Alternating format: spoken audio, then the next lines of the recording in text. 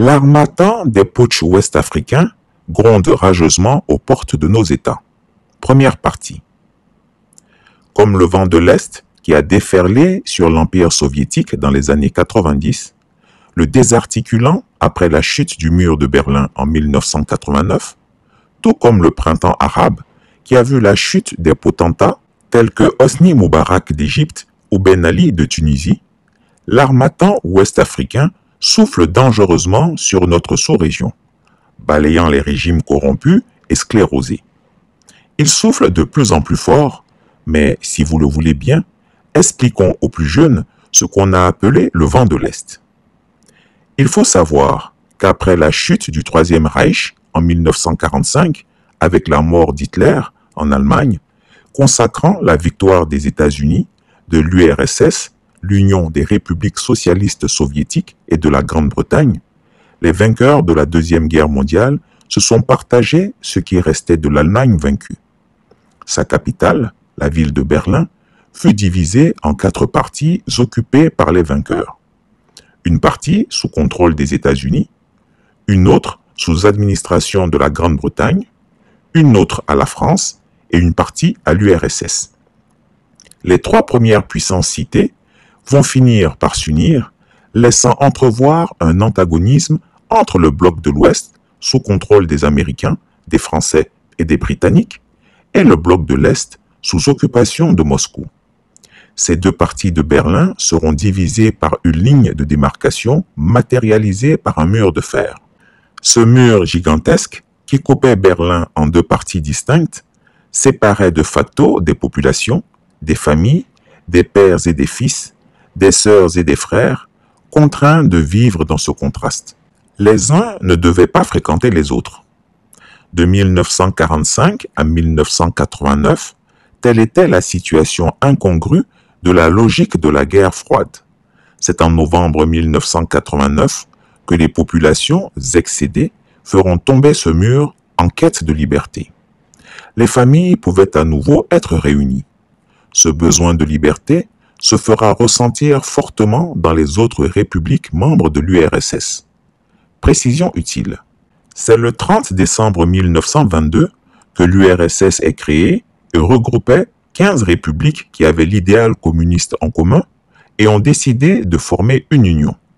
Avec la chute du mur de Berlin, c'est aussi tout le bloc de l'Est qui s'effondre. La plupart des républiques membres de l'URSS réclament et prennent leur indépendance. L'URSS est morte. La quête de liberté, partie de Berlin, fera boule de neige dans le reste du monde. Cette volonté de liberté va aussi inspirer les pays africains. Il faut savoir qu'à l'époque, la plupart des pays africains étaient régis par les partis uniques depuis les vagues de proclamation des indépendances des années 60. Les partis-États étaient la panacée de la quasi-totalité des pays du continent africain.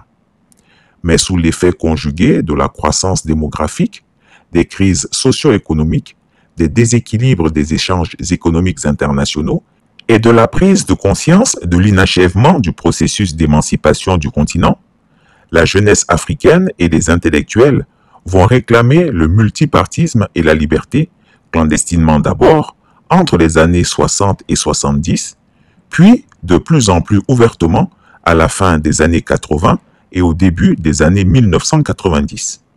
Des manifestations vont exploser à Cotonou, Lomé, Abidjan, Douala, Bamako, Libreville, Niamey, N'Djamena, Brazzaville et Kinshasa.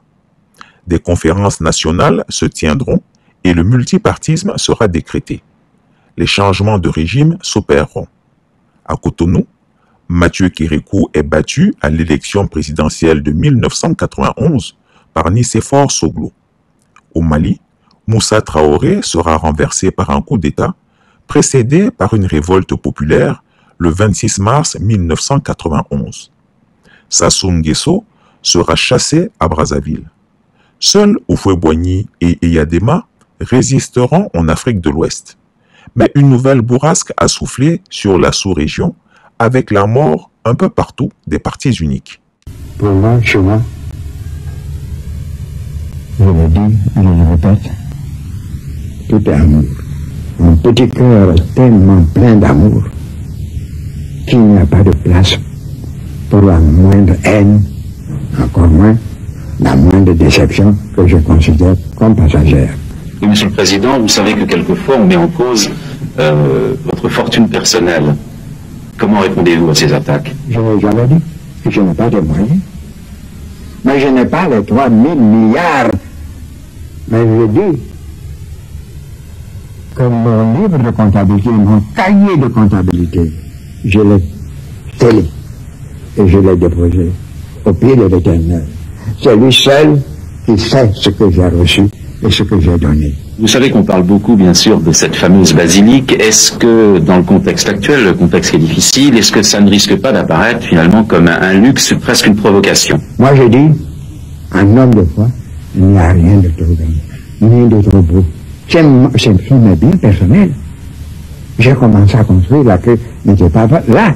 La baisse catastrophique du café ou du cacao n'était pas là. Mais même si ça avait été, mes biens personnels, moi j'ai pris l'engagement devant Dieu de construire cette basilique.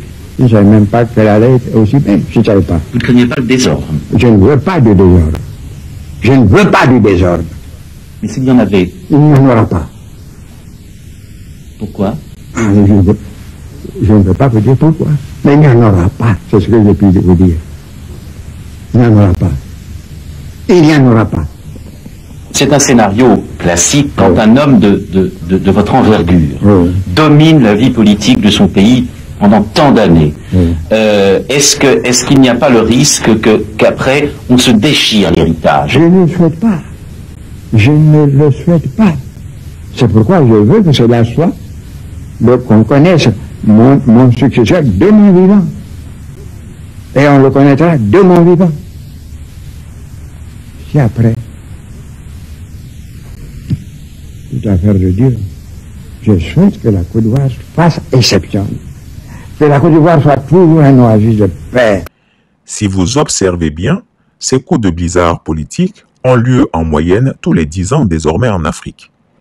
Quant au printemps plus récent des années 2010, ce sont les régimes politiques en Égypte, en Tunisie qui s'effondreront. L'Algérie et le Maroc échapperont au prix de quelques réformes. Ce qui se passe en cette décennie de 2020 en Afrique de l'Ouest emprunte au vent de l'Est et au printemps arabe le souffle et la volonté des peuples ouest-africains de créer la rupture, un changement, une révolution. Voilà, nous sommes parmi ceux-là qui sont contre la France-Afrique, mais qui ont fait le déplacement par respect à l'invitation qui nous a été donnée, pour dire que nous sommes contre la façon dont la France traite les pays africains. Nous sommes contre la façon dont les relations bilatérales sont exercées entre la France et notre pays. Si les acquis du vent de l'Est ont consacré la naissance du multipartisme, il n'a pas réussi à précipiter nos pays dans l'ère de la démocratie. Tant s'en faut. Faut-il faire remarquer que le multipartisme n'induit pas ipso facto la démocratie? La multiplicité des partis ne signifie pas le pouvoir du peuple par le peuple pour le peuple.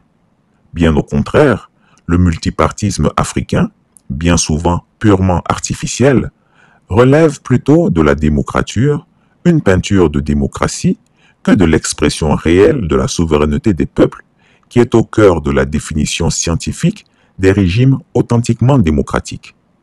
En effet, les élites au pouvoir ont surfé sur le multipartisme pour dévoyer l'ardent désir de liberté.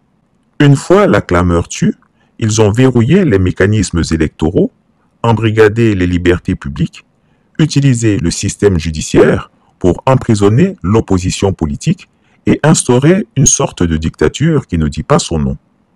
Justement, ils ont instauré ce que nous appelons volontiers la démocrature, parodie sanglante de la démocratie, despotisme déguisé en langage démocratique artificiel. Nos pays sont devenus exsangues, précipitant les populations dans la pauvreté absolue. Dès lors, l'insécurité est devenue endémique, les populations appauvries sont devenues sensibles au discours des terroristes qui leur promettent le paradis après la mort. D'autant plus qu'au même moment, le FMI et la Banque mondiale, avec leurs corsets appauvrissants, les programmes d'ajustement structurel, ont profité de cette instabilité pour renforcer la dépendance économique des anciennes colonies occidentales d'Afrique. Fin de la première partie. Chris Yapi ne ment pas. Retrouvez Chris Yapi sur ses deux chaînes YouTube, sa chaîne Dailymotion, Instagram et VK.